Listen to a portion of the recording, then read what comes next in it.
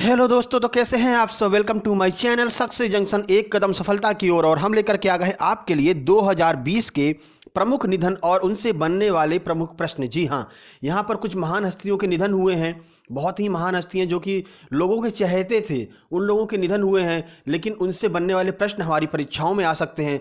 तो आज हमने ये टॉपिक कवर किया है कि प्रमुख हस्तियाँ और उनसे बनने वाले प्रमुख प्रश्न। जी हाँ, आपको एक या दो प्रश्न आपको हर परीक्षाओं में, इवन छोटी से छोटी परीक्षा, बड़ी से बड़ी परीक्षा हो, आईएएस की भी एग्जाम हो, उसमें भी आपको एक ना एक प्रश्न यहां से देखने को मिलने वाला है।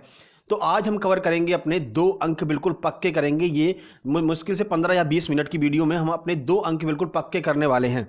ठीक है, तो आइए, जैसा कि हमने आपसे वादा किया था कि कुछ प्रमुख जो टॉपिक होते हैं, जैसे कि प्रमुख निधन हो गए, पुरस्कार हो गए, तो ये सारे टॉपिक भी हम लेंगे जिससे आपका एक भी नंबर छूटना नहीं चाहिए।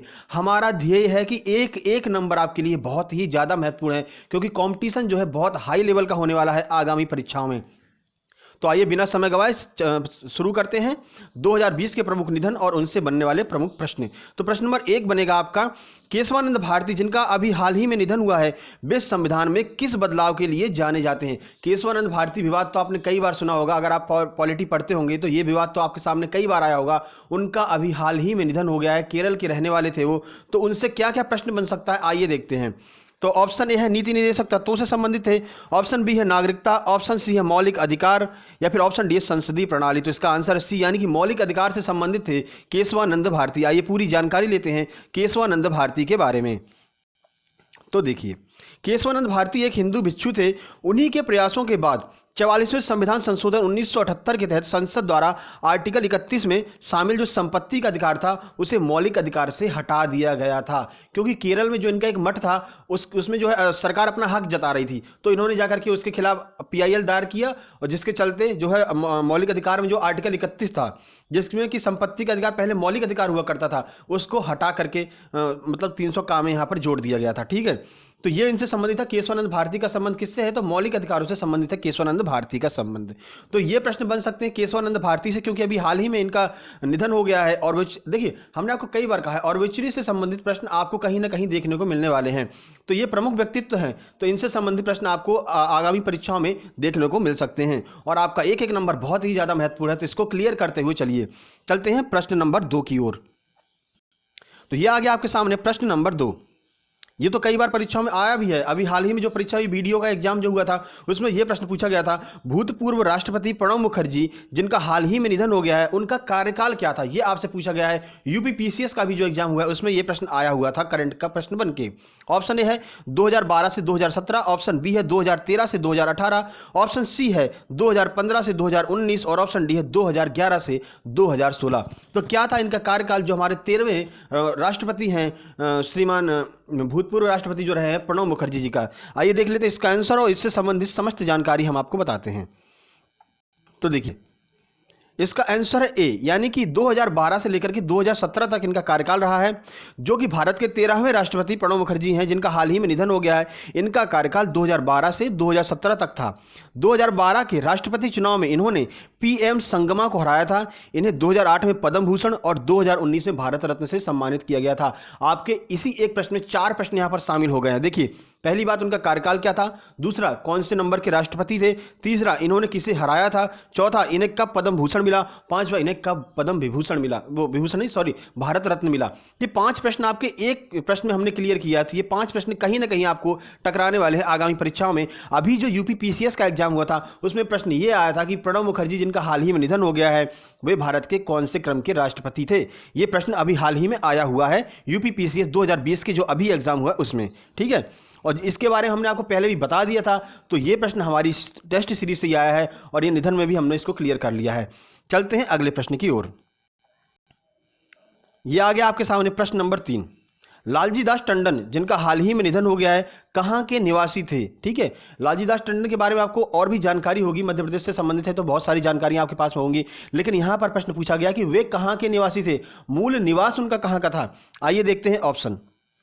तो ऑप्शन ए है इलाहाबाद, ऑप्शन बी है लखनऊ, ऑप्शन सी है भोपाल, और ऑप्शन डी है इंदौर। तो कहाँ के निवासी थे लालजी दास टंडन, जो मध्य प्रदेश के भूतपूर्व राज्यपाल रह चुके थे। देखिए, इसका आंसर है बी यानी लालजी दास टंडन मध्य प्रदेश के भूतपूर्व राज्यपाल थे। 2009 में इन्होंने लखनऊ लोकसभा सीट से चुनाव लड़ा था और वहां से वे सांसद बने। इन्हें 20 जुलाई 2019 को मध्य प्रदेश का राज्यपाल नियुक्त किया गया था।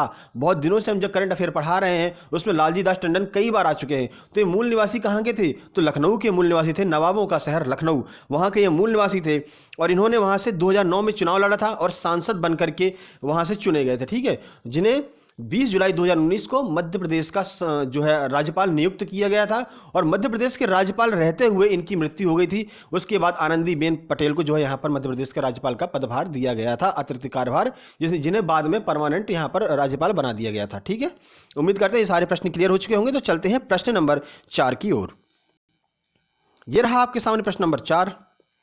ऋषि कपूर, जी हाँ, एक बहुत ही महान अभिनेता ऋषि कपूर जिनका हाल ही में निधन हो गया, उनकी आखिरी फिल्म का नाम क्या है? देखिए, अगर जो अभिनेता हैं उनकी या तो आपसे आखिरी फिल्म पूछी जाएगी या आपसे पहली फिल्म पूछी जाएगी या उन्हें कौन सा पुरस्कार मिला है, ये आपसे पूछा जाएगा अभिनेता से संबंधित। तो अभी ऋषि कपूर के बारे में पूछा जा रहा है कि उनकी आखिरी मूवी का नाम क्या है। ऑप्शन ए है मेरा नाम जोकर, ऑप्शन बी है डॉन 2, ऑप्शन सी है द बॉडी और ऑप्शन डी है बॉबी। तो इसका आंसर है सी यानी कि द बॉडी नाम की जो मूवी है वो ऋषि कपूर जी की आखिरी मूवी थी। आइए पूरी जानकारी लेते हैं ऋषि कपूर जी से संबंधित। तो देखिए, 30 अप्रैल 2020 को 67 वर्ष की आयु में ऋषि कपूर का निधन हो गया। उनकी पहली फिल्म थी मेरा नाम जोकर, पहली फिल्म भी ध्यान रखिए। उनकी आखिरी फिल्म थी द बॉडी। मेरा नाम जोकर के लिए ऋषि कपूर को 1971 में राष्ट्रीय पुरस्कार से सम्मानित किया गया था। एक ही प्रश्न में 3 से 4 प्रश्न देखिए आपके यहाँ पर क्लियर हो गए। उनका निधन कब हुआ, कितने वर्ष की उम्र में निधन हुआ, पहली मूवी, आखिरी मूवी, किस मूवी के लिए उन्हें राष्ट्रीय पुरस्कार दिया गया था और कब दिया गया था राष्ट्रीय पुरस्कार। तो ये सारे प्रश्न आपके परीक्षाओं में पूछे जा सकते हैं। स्पेशली बैंक, रेलवे, एसएससी की बात करें, हम व्यापम की बात करें, यूपीएसआई, एमपीएसआई की बात करें, तो ये सारे प्रश्न आपके सामने कहीं ना कहीं टकराने वाले हैं। तो बड़े गहराई से, बड़े ध्यान से इन प्रश्नों को पढ़िएगा। चलते हैं प्रश्न नंबर 5 की ओर। तो यह प्रश्न नंबर 5, पंडित जसराज का संबंध किस क्षेत्र से है? ऑप्शन ए है राजनेता, ऑप्शन बी है अभिनेता, ऑप्शन सी है शास्त्रीय गायक और ऑप्शन डी है इनमें से कोई नहीं। आइए देखते हैं इसका आंसर क्या रहने वाला है। जी हाँ, इसका आंसर सी यानी कि पंडित जसराज जो है वो एक शास्त्रीय गायक थे। तो पूरी जानकारी हम आपको बताते हैं। पंडित जसराज एक प्रसिद्ध शास्त्रीय गायक थे जिनका संबंध मेवाती घराने से है। तो घराना पूछा जाता है, अक्सर जो है घराने ही पूछे जाते हैं। तो पंडित जसराज किस घराने से थे? तो मेवाती घराने से थे पंडित जसराज। इनका निधन 17 अगस्त 2020 को यूएसए की न्यू जर्सी में हुआ। न्यू जर्सी वहाँ के शहर का नाम है। तो यूएसए की न्यू जर्सी में इनका निधन हुआ। आपसे पूछ सकते हैं किस प्रसिद्ध शास्त्रीय गायक का निधन भारत से बाहर हुआ है या विदेश में हुआ है? तो पंडित जसराज का जन्म भारत से बाहर यूएसए के न्यू जर्सी में हुआ था। उम्मीद करते हैं ये सारे प्रश्न आपको क्लियर हो गए होंगे। तो चलते हैं अगले प्रश्न की ओर। प्रश्न नंबर 6, सरोज खान को किस एक फिल्म के लिए बेस्ट कोरियोग्राफर का राष्ट्रीय पुरस्कार दिया गया? ऑप्शन ए है नागिन, ऑप्शन बी है देवदास, ऑप्शन सी है वेलकम और ऑप्शन डी है दिल वाले दुल्हनिया ले जाएंगे। आइए देखते हैं इसका आंसर क्या होने वाला है। इसका आंसर है बी यानी कि देवदास मूवी के लिए सरोज खान को बेस्ट कोरियोग्राफर का यहां पर पुरस्कार दिया गया था। देखिए, सरोज खान एक कोरियोग्राफर थी। कोरियोग्राफर का मतलब यहाँ पर ये होता है जैसे कि मूवी में जो डांस सिखाते हैं, डांस के एक्शन कैसे करना है, कैसे क्या करना है, वो सारी चीज़ें बताते हैं। तो सरोज खान एक फेमस कोरियोग्राफर थी। इनका निधन 3 जुलाई 2020 को हो गया। इनकी पहली बार 2002 में इनकी रिलीज हुई फिल्म देवदास के लिए बेस्ट कोरियोग्राफर का राष्ट्रीय पुरस्कार दिया गया था। तो राष्ट्रीय पुरस्कार किस फिल्म के लिए दिया गया है, आप इसको याद रखिए। ये प्रश्न आपकी परीक्षाओं में आने वाला है। तो 2002 में रिलीज हुई फिल्म देवदास के लिए ने बेस्ट कोरियोग्राफर का पुरस्कार दिया गया था। चलते हैं प्रश्न नंबर 7 की ओर। ये देखिए, ये तो बहुत ही अभी तक फेमस रहा है। ये जो निधन हुआ है, सुशांत सिंह राजपूत की पहली मूवी का नाम क्या है? देखिए, पहली मूवी का नाम और आखिरी मूवी का नाम आपसे पूछा जा सकता है। सुशांत सिंह राजपूत एक रहस्यमयी ढंग से इनकी मृत्यु हो गई और अभी तक पता नहीं लग पाया है कि इनकी मृत्यु कैसे हुई थी। मीडिया वालों के लिए एक मसालेदार खबर थी। मीडिया वाले चलाते रहे 1 महीना 2 महीने तक, कोई कुछ नहीं हुआ, ठीक है, उनको अपनी न्यूज़ मिलती रही। लेकिन यहाँ पर एक बहुत ही महत्वपूर्ण अभिनेता थे, एक बहुत महान हस्ती थे सुशांत सिंह राजपूत। व्यक्तित्व इनका बहुत ही अच्छा था। तो इनकी रहस्यमयी ढंग से इनकी मृत्यु हो गई। तो उनके बारे में आपसे पूछा जा रहा है कि पहली मूवी का नाम क्या है। आइए देखते हैं। तो ऑप्शन ए है दिल बेचारा, ऑप्शन बी है काई पोचे, ऑप्शन सी है छिछोरे और ऑप्शन डी है 3 इडियट्स। तो आइए देखते हैं इसका आंसर क्या रहने वाला है। जी हाँ, इसका आंसर है बी, यानी कि काई पोचे जो है वो इनकी पहली मूवी का नाम है। सुशांत सिंह राजपूत बिहार में जन्मे एक अभिनेता थे। इनकी पहली फिल्म का नाम है काई पोचे, जो 2013 में आई थी। उनकी आखिरी फिल्म का नाम है दिल बेचारा, जो 2020 में रिलीज हुई थी। तो कब आई थी? 2013 में आई थी पहली मूवी, और आखिरी मूवी 2020 में। एक संक्षिप्त 7 साल का उनका कार्यकाल रहा है, लेकिन एक बहुत ही महत्वपूर्ण छाप छोड़ के गए हैं युवाओं के ऊपर। बहुत ही अच्छे, बहुत ही प्रसिद्ध जो है अभिनेता रहे हैं सुशांत सिंह राजपूत। चलते हैं अगले प्रश्न की ओर। देखिए प्रश्न नंबर 8, चांद पागल है किस एक उर्दू शायर की रचना है? ये आपसे पूछा जा सकता है, क्या आप बता सकते हैं? आप खुद अपने मन में सोच के देखिए, चांद पागल है, ऐसी कविताएं, ऐसी मतलब शायरी कौन लिख सकता है? आइए देखते हैं। ऑप्शन ए है इकबाल खान, ऑप्शन बी है राहत इंदौरी, ऑप्शन सी मिर्जा गालिब, और ऑप्शन डी है तारक मेहता। तो आइए देखते हैं इसका आंसर क्या होने वाला है। इसका आंसर भी जी हाँ, राहत इंदौरी। एक बहुत ही महान, मेरे चहेते, मैं तो अपनी बात कहता हूँ, मेरे चहेते ये शायर हैं राहत इंदौरी। तो आपको एक डायलॉग याद होगा, बुलाते हैं मगर जाने का नहीं, ये दुनिया है यारों इधर जाने का नहीं। तो ये जो है राहत इंदौरी की कविताएं हैं।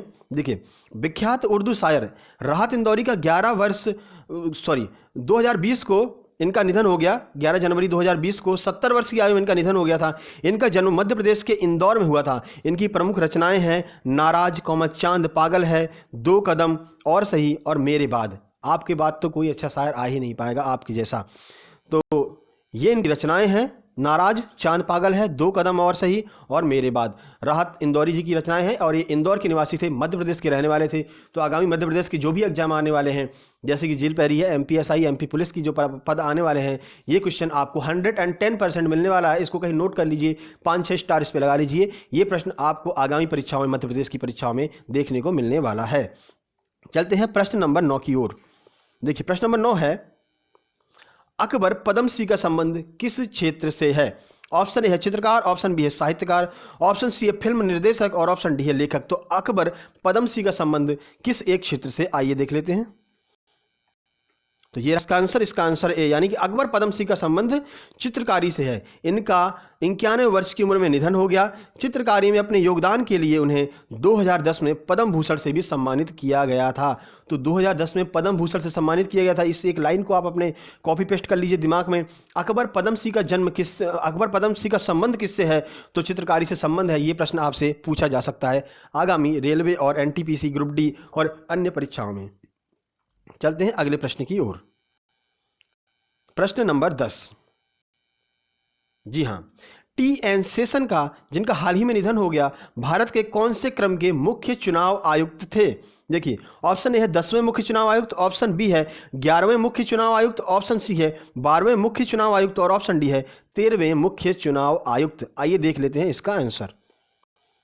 इसका आंसर है ए, यानी कि TN शेषन भारत के 10वें मुख्य चुनाव आयुक्त थे।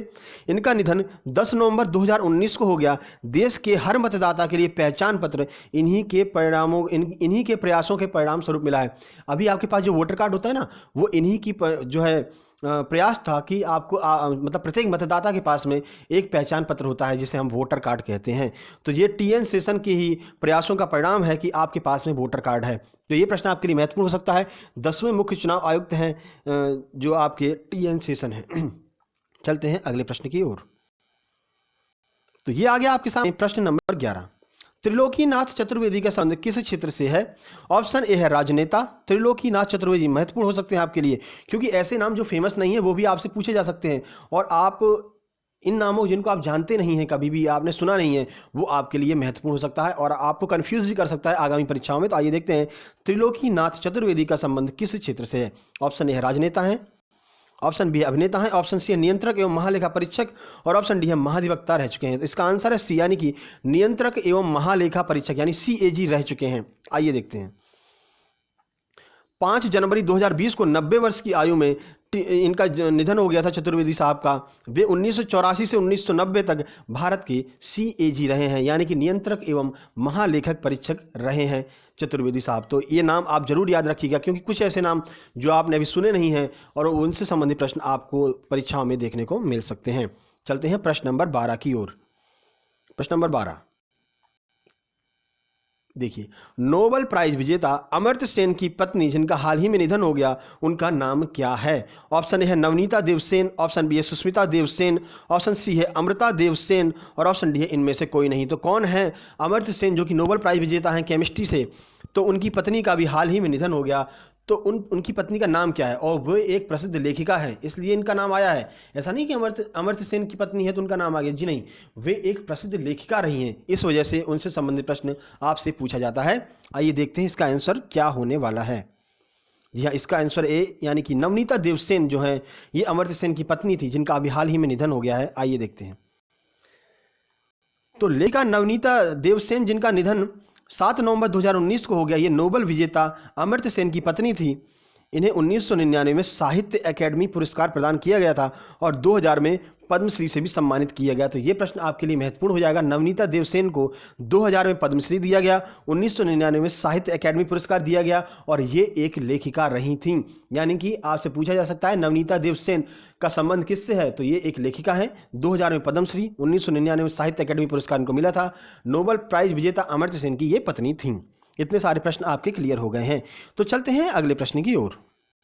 ये आगे प्रश्न नंबर 13। जी हाँ, एक और प्रसिद्ध अभिनेता, बहुत ही अच्छे मतलब कि विचारों वाले, जो आप कह सकते हैं कि बहुत अच्छे चरित्र वाले जो अभिनेता हैं, अभिनेता इरफान खान को किस फिल्म के लिए राष्ट्रीय पुरस्कार दिया गया था?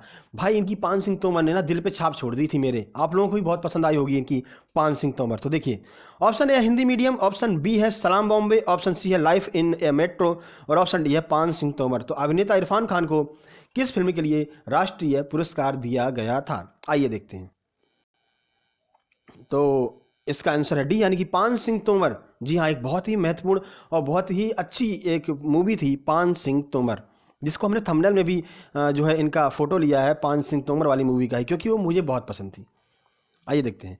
तो अभिनेता इरफान खान का निधन 29 अप्रैल 2020 को 53 वर्ष की आयु में हो गया। इनकी पहली फिल्म थी सलाम बॉम्बे जो 1988 में आई थी और आखिरी फिल्म थी अंग्रेजी मीडियम जो 2020 में आई थी। तो दोनों प्रश्न आपको क्लियर हुए, 3-4 प्रश्न इसमें मिलेंगे। आइए हम आपको पहले इनकी पूरी जानकारी दे देते हैं, उसके बाद हम आपको बताते हैं। आइए देखते हैं।